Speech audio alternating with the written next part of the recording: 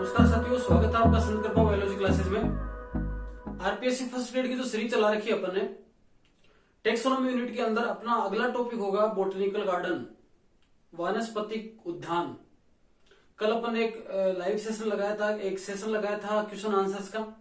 उसका बड़ा अच्छा रिस्पॉन्स मिला, उसके अच्छे बड़े कमेंट आए, व्हाट्सएप पे भी अच्छा रिस्पॉन्स मिला उसका, और उसके वास्ता भी बड़ा अच्छा आ रहा है, अच्छे तरह से उसको देखा जा रहा है।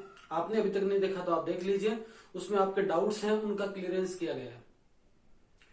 अगला टॉपिक लेते हैं अपन, और टॉपिक का नाम है बोटेनिकल गार्डन, वानस्पतिक उद्यान। थोड़ा सा रटने वाला है लेकिन बड़ा सरल सा टॉपिक है, इजी वे में आपको याद हो जाएगा, फिर आप नोट्स बनाओगे तो और बढ़िया याद हो जाएगा। ट्रिक के साथ याद करेंगे। देखो अभी इसको, सबसे पहले तो दो प्रकार के कंजर्वेशन होते हैं, दो प्रकार के संरक्षण होते हैं। अपन किसी पादप जाति को, अपन किसी जंतु जाति को अगर संरक्षित करना चाहते हैं, संरक्षित क्यों करेंगे? या तो उसका खात्मा हो रहा है, या धीरे धीरे वो नष्ट हो रही है, या उसमें कोई बहुत ज्यादा विशेषता है, या उसमें कोई समस्या आ रही है, तो उसको समय रहते क्या कर लेते हैं, संरक्षित कर लेते हैं। तो वानस्पतिक उद्यान एक प्रकार का एक्स सीटू कंजर्वेशन है। एक्स का मतलब बाहरी और इन का मतलब अंदरूनी।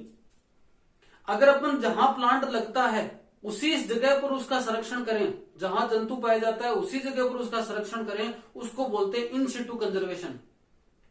और कहीं और ले जाकर अपन उसका संरक्षण करें, कहीं और ले जाएं अपन उसको क्या बोल सकते हैं, एक्स सिटू कंजर्वेशन।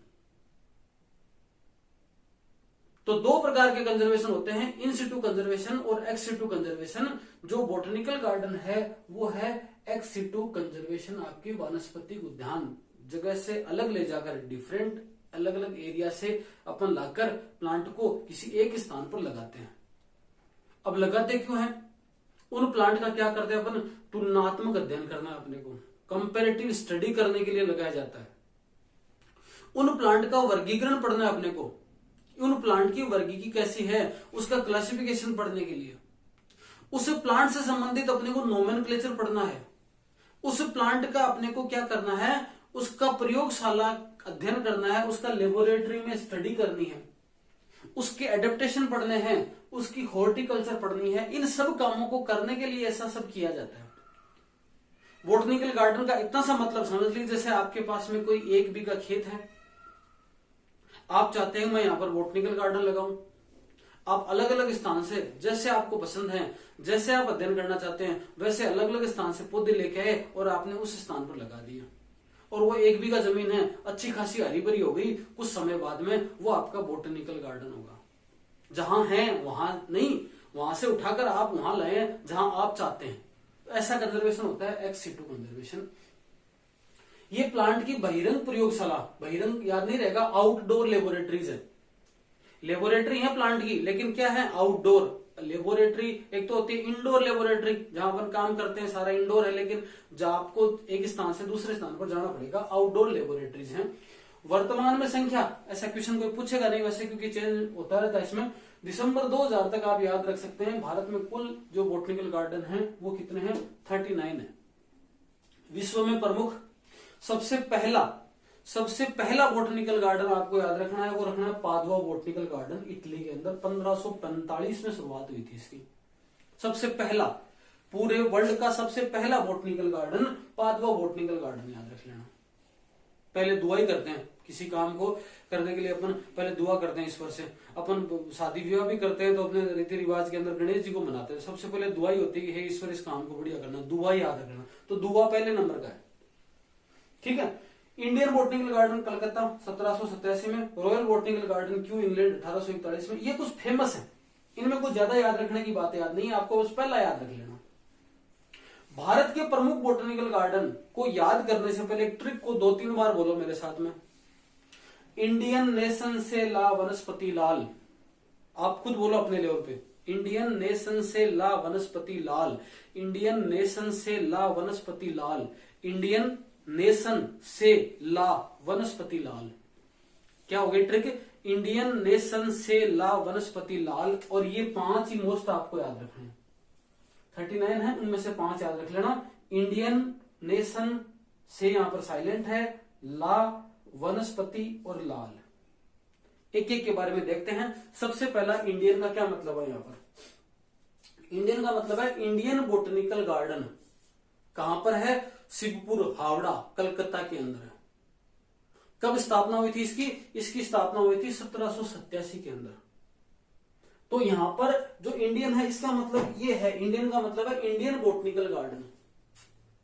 क्वेश्चन आया हुआ है फर्स्ट ग्रेड के अंदर, सबसे बड़ा, सबसे पुराना, दो बात याद रख लेना, सबसे बड़ा, सबसे पुराना हिंदुस्तान के अंदर कौन सा है? इंडियन बोटनिकल गार्डन 1 नंबर पर है ये। ठीक है, ये काफी 110 हेक्टेयर के अंदर फैला हुआ है, ये 110 हेक्टेयर के अंदर फैला हुआ है और सबसे बड़ा है यहाँ पर।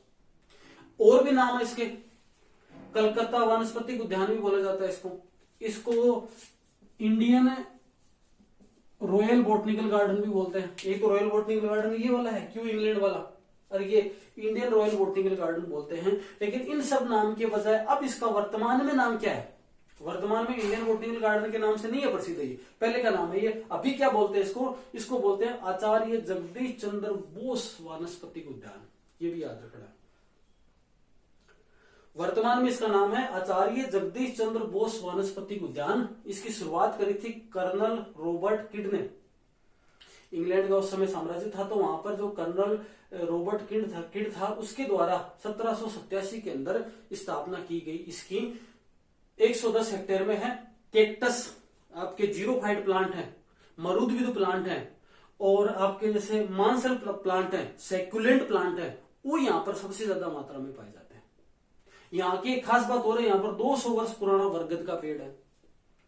अब देखो मेरे साथ दोबारा याद करो कि आपको Indian botanical garden Shivpur Kolkata में क्या क्या बात याद रखनी है।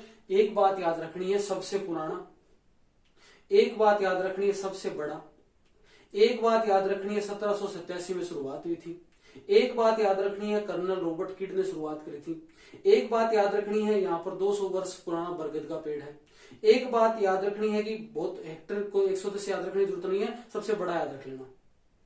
एक बात याद रखनी है यहाँ पर मांसल और जीरोफाइट प्लांट की अधिकता है, ये पौधे बहुत ज्यादा मात्रा में पाए जाते हैं। एक बात याद रखनी है वर्तमान में नाम क्या है इसका? क्या है? आचार्य जगदीश चंद्र बोस, आचार्य जगदीश चंद्र बोस वानस्पतिक उद्यान इसका वर्तमान में नाम है। इतनी बातें याद रखनी है। इंडियन बोटनिकल गार्डन रट लो इसको। क्या? सबसे बड़ा, सबसे पुराना 1787, रॉबर्ट किड, 200 साल पुराना बरगद का पेड़, और आपके सेक्युलेंट प्लांट और आपके मांसल प्लांट बोल सकते हैं इसको, या फिर मरुदविद प्लांट की मात्रा अधिक। वर्तमान में आचार्य जगदीश चंद्र बोस वानस्पतिक उद्यान इसका नाम। रट लो इन चीजों को, इतने सारे। अगले पे चलो, इंडियन नेशन। दूसरी ट्रिक में क्या नाम है? Indian nation. नेशन का मतलब यहां पर national botanical garden Lucknow. National botanical garden Lucknow 1865 के अंदर, 1787 की बात में क्या गया, 1865 नेशनल बोटनिकल गार्डन लखनऊ है। फेमस है ये, वही है 5, बाकी 39 है टोटल। देखो इंडियन नेशनल लखनऊ, और लखनऊ के नवाब, ऐसा कुछ नाम सुन भी रखा अपन ने। तो लखनऊ के नवाब, अवध के जो नवाब हैं, उनके द्वारा एक शुरुआत करी गई थी कि हम एक बाग लगाना चाहते हैं, शाही बाग, जहां पर घूम फिर सकें। उसके लिए उन्होंने शाही बाग के तौर पर शुरुआत करी थी। बनते बनते फिर वो बोटनिकल गार्डन में तब्दील हो गया। तो अवध के नवाबों द्वारा शाही बाग के रूप में इसकी शुरुआत की गई थी, नेशनल बोटनिकल गार्डन लखनऊ की। आर्टिमीजियम मेरिटिमा नाम का एक प्लांट होता है, और इन्होंने स्थापना क्यों की, इसका भी कारण था। आर्टिमीजियम मेरिटिमा नाम का प्लांट है जिससे एक मेडिसिन मिलती है, और मेडिसिन का नाम है सेंटोनिन। तो सेंटोनिन मेडिसिन को प्राप्त करने के लिए इस प्लांट को यहां पर लगाया गया था। ये प्लांट यहीं पर पाया जा रहा है और इसके अंदर ये औषधि मिलती है। तो सेंटोनिन औषधि वाला जो बोटनिकल गार्डन है वो नेशनल बोटनिकल गार्डन। ठीक है, सेंट है वो राष्ट्रीय स्तर पर बिकते हैं, नेशनल लेवल पे बिकते हैं, सभी जगह बिकते हैं। तो सेंट को नेशनल से याद रखना आप। नींबू और गुलाब, अभी इनकी भी देखो सेंट आ गया, तो नींबू में भी खुशबू होती है अच्छी सी, और गुलाब के अंदर भी अच्छी खुशबू होती है। तो ऐसे वाले याद रख लेना कि सेंटोनिन, सेंट, नींबू, गुलाब, ये सब एक में आ रहे हैं। इसका प्रशासन वर्तमान में CSIR, जो आपकी बायोलॉजी वालों के लिए, लाइफ साइंस वालों के लिए नेट का एग्जाम भी करवाती है, उसके द्वारा इसका क्या किया जा रहा है, प्रशासन किया जा रहा है। इसकी देखरेख वर्तमान में की जा रही है। आगे देखें, तीसरा है लॉयड बोटनिकल गार्डन दार्जिलिंग। अब दार्जिलिंग है वो पहाड़ों पे है, ऊंचाई पे है, तो इसका मतलब एक बात तो याद रखना कि 6000 फीट की ऊंचाई पर, सबसे ऊंचाई के ऊपर कोई हिल्स स्टेशन पर कोई है बोटनिकल गार्डन, तो वो यहां पर है Lloyd botanical garden Darjeeling. Lloyd ने 40 एकड़ जमीन, ये लॉयड वहां का था शासक उस समय का, तो लॉयड ने क्या किया था कि जो देख रेख में 40 एकड़ जमीन है वो गवर्नमेंट को दे दी थी, इस तरह का बाग लगाने के लिए, इस तरह की वनस्पति लगाने के लिए 40 एकड़ जमीन गवर्नमेंट को दी थी। सदाबहार व पर्णपाती वृक्ष यहाँ पर आराम से बहुत ज्यादा मात्रा में मिलते हैं, ये वाली बात है। यहाँ पर ये औषधीय गुलाब ये ज्यादा मिलेंगे, यहाँ पर कैक्टस और मार्शल प्लांट ज्यादा मिलेंगे। तो कौन से प्लांट ज्यादा मिलते हैं, किसी की कौन सी क्या विशेषता है, वो बात याद रखनी है आपको। अगला देखो, वानस्पतिक उद्यान सहारनपुर यूपी, ये 1799 याद रखना, 1799 के अंदर। इसमें क्या था, वानस्पतिक उद्यान सहारनपुर में जाबिता खान नाम का थी एक लेडी, उसके शासनकाल में, जाबिता खान के शासनकाल में ये जो है इस उद्यान की स्थापना हुई थी। कब, 1799 में।